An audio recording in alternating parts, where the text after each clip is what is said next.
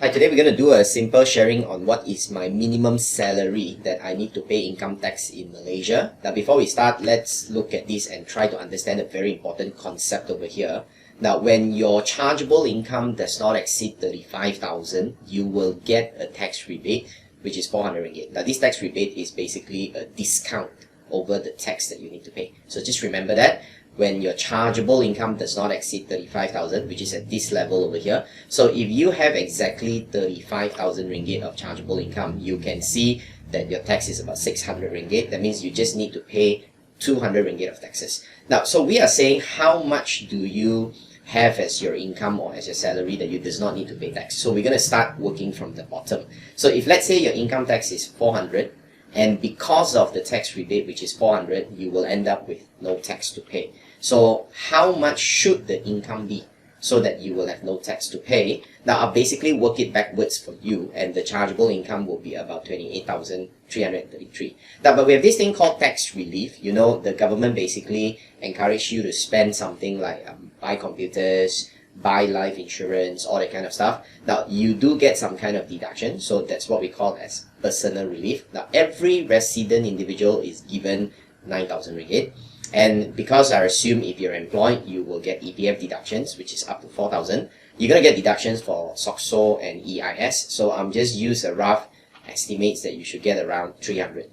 Now, with some lifestyle relief, now this lifestyle relief probably is from your broadband. Now, you might get more than that, but for this simple example, I'm just based on, let's say you're spending 50 ringgit a month on your broadband connection, and there's no other things else that you want to claim. So that will give you roughly about 13,900 to claim in a year.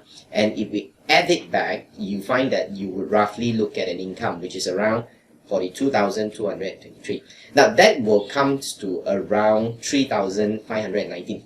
So if your gross salary, we're talking about gross salary, not your net. You know, when you receive your salary, your employer would have deducted your EPF, your income taxes if there is a PCP deduction, and then your SOCSO, all that kind of things. But the gross salary, if it's 3,519, you have zero income tax to pay. So that will be a very simple way of doing a cutoff for you to understand. Now, you can actually have a higher salary and you still don't have to pay tax if you've got more personal relief. Now, let's say you've got a good news that your boss say that we're going to give you an increment of about 5% this year. So your salary will now be 3,007.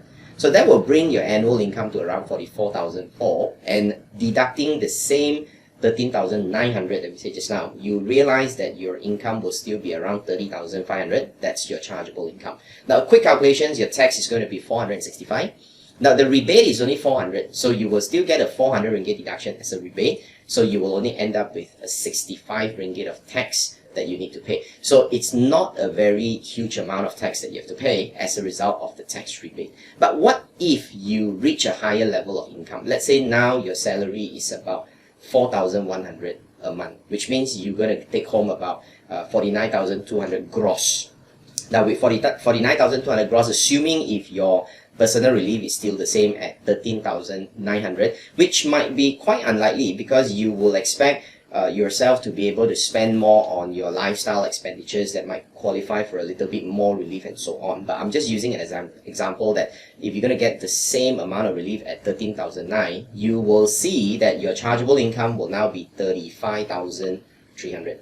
Now, that 35,300 means that your tax will now be 624. You will not have any tax rebate. Now, why? Because your chargeable income has breached the mark of 35,000. So the moment you go more than 35,000, the 400 ringgit discount will be taken away. Now, so this tells us that you need to plan your spending, because you then need to ask yourself if there's any kind of expenditures that I could spend so that I could maximize the claim of my tax relief. And you have to do this before the end of the year, because when you submit your tax return, it will already be the following year, and that will be no time for you to start to go backwards and spend the money. So usually we will advise individuals to think about this and plan ahead. So if you think you want to change a new laptop, or if you think you want to buy some sports equipment, if you think you want to take up a new insurance or go for a medical check, plan wisely. So this is the best way of how you could take advantage of the tax rebate. So for those of you, if your salary is around this region, so please plan wisely to maximize your tax saving. Thank you very much.